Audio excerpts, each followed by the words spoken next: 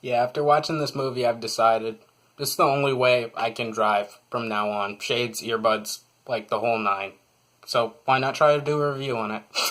Baby Driver is directed by Edgar Wright and is a crime action thriller that stars Ansel Elgort, Jamie Foxx, Lily James, Kevin Spacey, John Bernthal, and John Hamm. And it basically follows the tale of Baby, who is the best at what he does. Call him Wolverine if you want. He is a driver that basically assists with heist. He gets his team out. His boss is Kevin Spacey, and he's a money launderer, a drug dealer, and they basically heist. It's a heist movie as much as it's a thriller.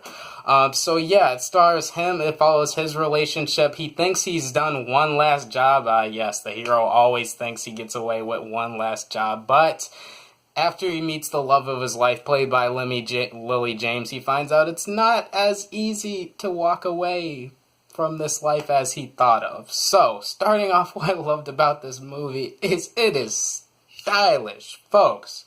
Believe me when I tell you, this movie has some style. From the opening scene alone, I was like, okay, this is gonna be a good time. Because one of the best things about it is not just its style with its protagonist, but its cinematography. So many shots blend perfectly with the soundtrack, which is also king in this movie. It's so many shots that focus on that just not just transition to the scenes very well, but it just puts you right in the driver's seat. So also the action in this movie is phenomenal. A lot of intense car chases filmed in camera and very intensely, and it just went, so much of it is just around the novelty that this kid, Baby, when he's behind the wheel, yeah, they're getting away.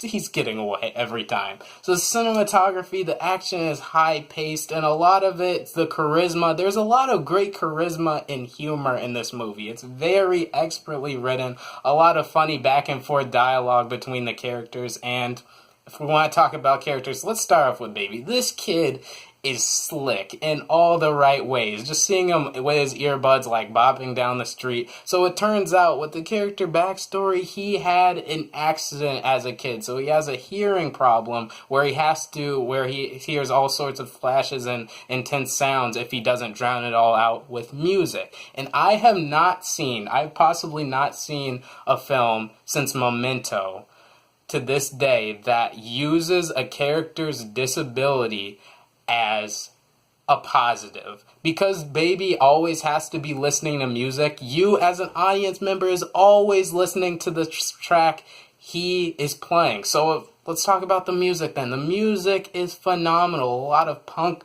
rock, a lot of music from different eras. It reminded me a lot of Guardians of the Galaxy meets Fast and the Furious. It's a perfect blend. It's intense car action, a heist movie like the last three Fast movies, and its soundtrack it's vintage, it's new, but it's old. It's the perfect amount of just like old style with old meets new is what I'm trying to say. The humor and the dialogue between the characters is great. So going down the list of things I liked about this movie besides like Baby as a character, Kevin Spacey. So a lot of people are telling me to watch House of Cards. Haven't got around to it for some reason. But after this movie, I really want to see more of Kevin Spacey and things like this. He plays basically the head honcho, the boss of the whole operation. And while his character could just be confined to just giving orders, they took his character an extra mile because he has some hilarious lines in this movie. Speaking of hilarious lines, Jamie Foxx. Jamie Foxx in this movie is phenomenal. He plays a character called Bat, so yeah, they established right off the bat that he's a little loony, a little out there, but they use that perfectly in this movie. Jamie Foxx has some awesome lines also. Besides the performances, Kevin Spacey, Jamie Foxx, and of course, I also had to give a shout out to Lily James. So she plays his love interest, and it would really be easy to make her just a character that Baby has to save and give him a reason to exit the job. But they gave her a character you could actually see. They made a great couple. You could actually see why Baby gravitates toward her and their mutual love of music, why they interact with each other like they do. They were a great couple. She was a good character in her own right. And that was great. I love seeing that. The action, the cinematography, the humor, and the intensity that draws out with these car fights. It's not just car fights, a lot of shootouts, a lot of chase scenes. And they were just filmed so well. Not any shaky cam within the fight sequences, and the one-liners are popping just like I don't want to say R-rated Marvel movie, but this movie was hilarious. It had some great lines, some great performances. If I had to choose one thing to knock about the movie, if I absolutely had to nitpick, it's that John Bernthal is one of my favorite actors, and he's in this movie. He's on the poster and everything.